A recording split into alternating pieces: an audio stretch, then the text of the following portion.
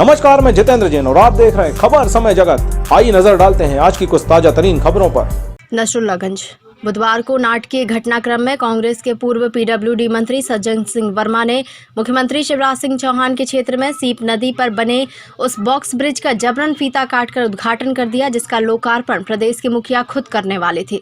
इस मामले में पीडब्ल्यूडी सब डिवीजन के एसडीओ सोमेश श्रीवास्तव द्वारा पूर्व मंत्री सज्जन सिंह वर्मा के साथ अन्य 7-8 लोगों के विरुद्ध एफआईआर दर्ज कराई गई।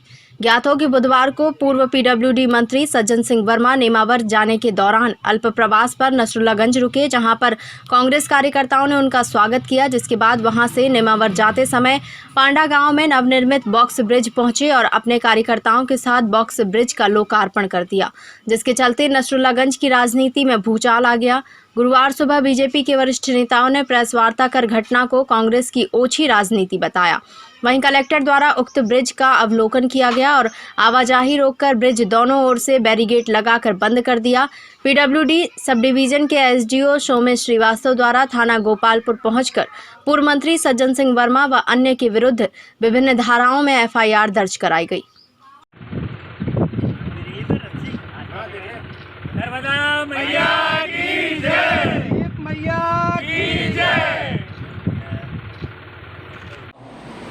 और मैं आपने जो कल खबर सभी चैनलों पे सभी पे जो चलाई थी कि कल एक डायवर्जन होता पांडा गांव का, जिसमें श्री सज्जन सिंह वर्मा जो सोनगंज के माननीय विधायक हैं, उन्होंने आकर के उसका फीता काट के उसको लोकार्पित किया।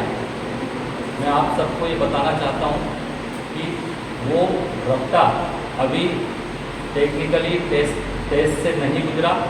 भारी व्हीकल उस पर निकालना पूर्ण रूप से प्रतिबंधित था और उसमें जब बात की गई थी विभाग से तो उन्होंने कहा था कि पूरी टेस्टिंग के बाद हल्के वाहन के लिए 1 तारीख को शुरू कर सकते हैं, इसलिए 1 तारीख को ऐसा प्लान किया था कि 1 तारीख को भी निर्धारित समय पर छोटे वाहन निकाले जाएंगे। लेकिन जो कृत्य सज्जन वर्मा जी ने किया है, उन्होंने न सिर्फ लोकार्पण करके सस्ती लोकप्रियता हासिल करने का काम किया, बल्कि लोगों की जान माल को संकट में डालने का एक गंभीर अपराध भी किया है। जिस ब्रिज की टेस्टिंग नहीं हुई हो, जिसको ब्रिज कॉर्पोरेशन ने यह कहकर कि भाई अभी इसमें समय लगेगा, उससे पूर्व इस तरह की ओछी राजनीति कर जनता की जान संकट में डालना ये कदापि ठीक नहीं है।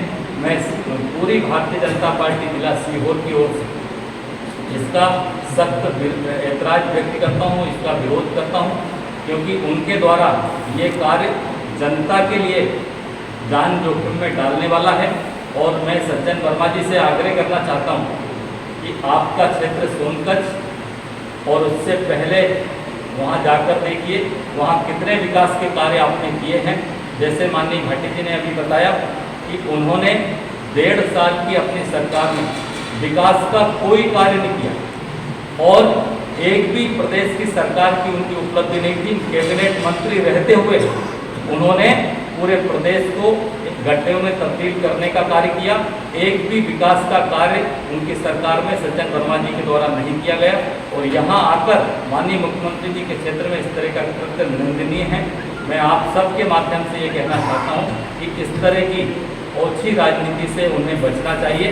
भारतीय जनता पार्टी इसकी निंदा करती है और आगे मैं ये भी मांग करता हूँ कि जब तक वो पूरी तरह ब्रिज टेस्ट होकर के जनता को लोकार्पण करने योग्य न हो, तब तक भारी वाहन निकालना जनता की जान को जोखिम में डालने वाला है। इसलिए टेस्टिंग के बाद माननीय मुख्यमंत्री जी के द्वारा उसको विधिवत लोकार्पित किया जाए। आज गोपालपुर थाने के अंतर्गत एक प्रकरण पंजीबद्ध हुआ है, जिसमें एसडीओ पीडब्ल्यूडी के द्वारा प्रकरण पंजीबद्ध कराया गया है। उनके द्वारा ये बताया गया है कि पांडा गांव में जो निर्माणाधीन ब्रिज है उसमें पूर्व मंत्री और उनके 7-8 अन्य साथियों के द्वारा वहां पर बिना लोड टेस्टिंग किए हुए और बिना अनुमति के खुद के वाहन गुजारे गए और अन्य लोगों के लिए भी इसको प्रेरित किया गया। इस पर भारतीय दंड विधान के अंतर्गत धारा 188, 269, 270, 336 और आपदा प्रबंधन अधिनियम के धारा 51 और सार्वजनिक संपत्ति नुकसानी अधिनियम के धारा 3-5 के अंतर्गत प्रकरण पंजीबद्ध कर अनुसंधान में लिया गया है।